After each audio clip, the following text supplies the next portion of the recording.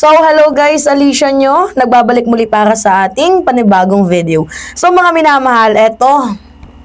Kakapasok pa lamang po na balita. Basahin natin.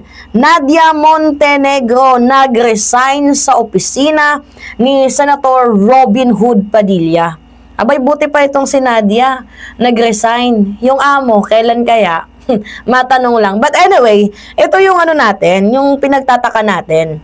Yung staff kasi ngayon ng ibang mga senador, kagaya ni Zubiri, 'di ba? Nagpa-drug test na. Actually, ito nga yung balita, mga minamahal, Yan, Zubiri takes voluntary drug test. Yan. Pakita natin sa inyo. At hindi lang si Zubiri, buong staff ni Zubiri ay nagkaroon ng voluntary drug test. So, sumailalim sa drug testing si Senator Mig Zubiri ngayong Lunes, August 18. Nauna nang sinabi ni Zubiri na oobligahin niya rin ang kanyang buong staff na magpa-drug test. Kasunod ito ng napaulat na paggamit umano ng marijuana ng isang staff sa Senate premise noong nakaraang linggo. So ngayon nga po mga minamahal, ito yung nakakapagtaka. Kasi nung mga nakaraang araw, pinagta-travel lang itong si Nadia. Oo. Ngayon na parang pinupursue na ng Senate, kasi nakakatawa naman talaga eh. 'Di ba in the first place na Senado literal talagang joint session. So nakakatawa mang isipin, pero lahat ng kalokohan, lahat ng kababalaghan, wala, hawak na talaga ng Senado. Wala talaga tayong masabi. Kumbaga, isa lang yung masasabi ko, wow, maangas. 'Di ba? So ngayon, yung nakinig natin nung isang araw,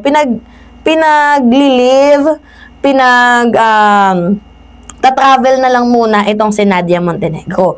Ngayon, nung nagkaroon na ng ulat na pinupursue na ng Senate na magkaroon ng random drug testing sa lahat, 'di ba, sa mga staff or sa mga senador, bigla ang nag-resign si Nadia Montenegro. Like, mapapaisip ka na lang, for what reason? Bakit nag-resign itong si Nadia Montenegro? Ano, natatakot ba sa drug testing? Kasi pwede ka namang mag-resign after ng drug testing nang malaman natin kung totoo nga na ikaw ay malinis. Pwede kang mag-resign after ng drug testing. Di ba? Pero yung mag-resign ka sa kalagitnaan, sa kainit-initan ng issue muna kung saan ipinupukol sa'yo, gumagamit ka ng MJ sa loob ng Senado, tapos bigla mo lang sinabi na hindi vape kasi yun. Hindi ano kasi yun tawag dito, air freshener. Mayroon bang air freshener na masangsang at sobrang lakas ng amoy? Ngayon, binabalik nga nila kay sa staff ni Senator Ping Lacson na paano niya nasabing MJ yun? Ibig sabihin, gumagamit din ng MJ yung staff ni Ping Lacson. Paano ba naman kasi? Sino ba naman ang hindi magtataka? Sobrang strong ng odors. Like, mapapasabi ka na, it's not vape and also it's not air freshener. Kasi kung air freshener, edi sana mabango yung amoy. Diba? Kaso hindi naman mabango So, meaning, may something. Diba? So, ngayon, na sa kalagitnaan na ng issue, itong si Nadia Montenegro, bakit naisipan niyang mag-resign? Pwede naman siyang mag-leave. Diba? Pero yung mag-resign ka, lalo pat sa issue na nagkakaroon na ng mandatory drug testing sa loob ng Senate, parang napaka-unpopular naman ang decision mo. May tinatago ba? May gusto lang tayong malaman. Meron bang tinatago itong si Nadia Montenegro? Totoo ba na talagang gumagamit ka ng MJ?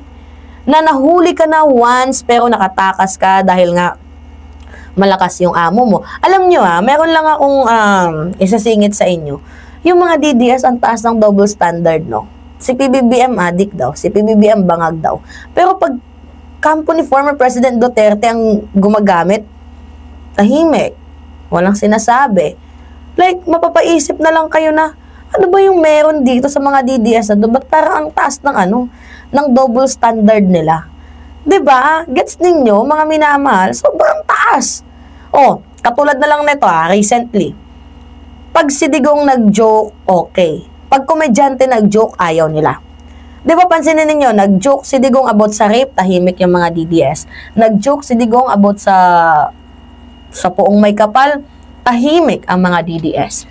Pero nung nag-joke itong si Vice Ganda tungkol sa jet ski, na totoo naman talaga, 'Di ba? Na biro lang naman talaga at hindi tinupad ni former President Duterte yung kanyang pangako na jet ski na yan.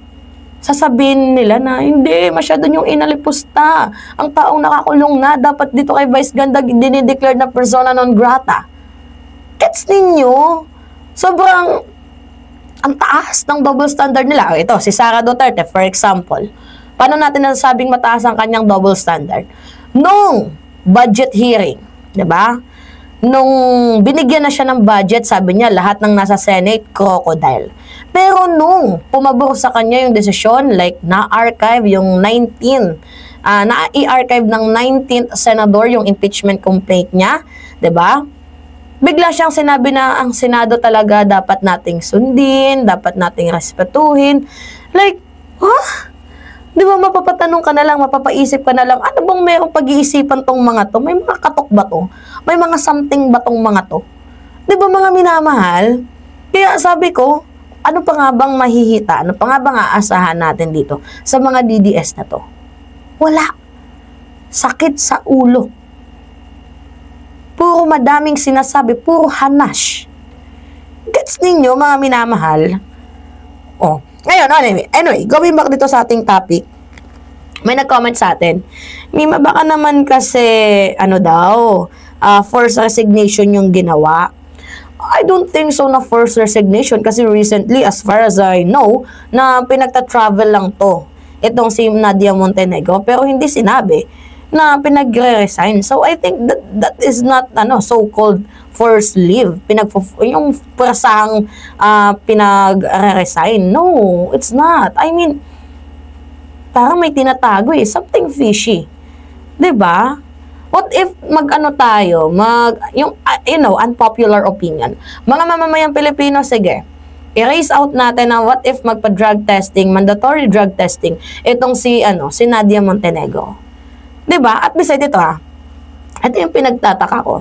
Seryosong question to. Ano ba yung qualification ni Nadia, mga minamahal, para maging political officer ni Robin Padilla? Like, ano ba yung background ni Nadia para maging political officer ni Robin? Kaya palang bobo ni Robin, no? Kasi yung political officer niya, kapwa niya, ayoko na lang magsalita. So, but anyway, sa aking napapansin, I think, nag-resign kasi takot na magpa-drug testing. Itong si Nadia. Yun lang yung pinaka-main point ko dito. 'Di ba? Takot ka lang atang magpa-drug testing. Kaya, nag-resign ka na lang. Kasi kung wala namang nag-pursue na, okay, let's, yung mandatory drug testing sa loob, kung walang ganong issue, siguro nasa kay Robin Padilla pa din siya nagtatrabaho. Pero dahil nga mayroong mandatory drug testing, natakot, I think, end of the world niya na, ay nako, baka mabibisto ako na to, masira pa pangalan ni Robin, diba, ng mga DDS. Kaya yun, feeling ko, itong si Nadia, nagkusa na, and I think papabalikin yan. Pwedeng babalikan yan ni Robin kapag ang issue ay medyo mahinahon na. Diba? Alright, mga minamahal, anyway, yun lamang po. So, kayo, ano masasabi ninyo?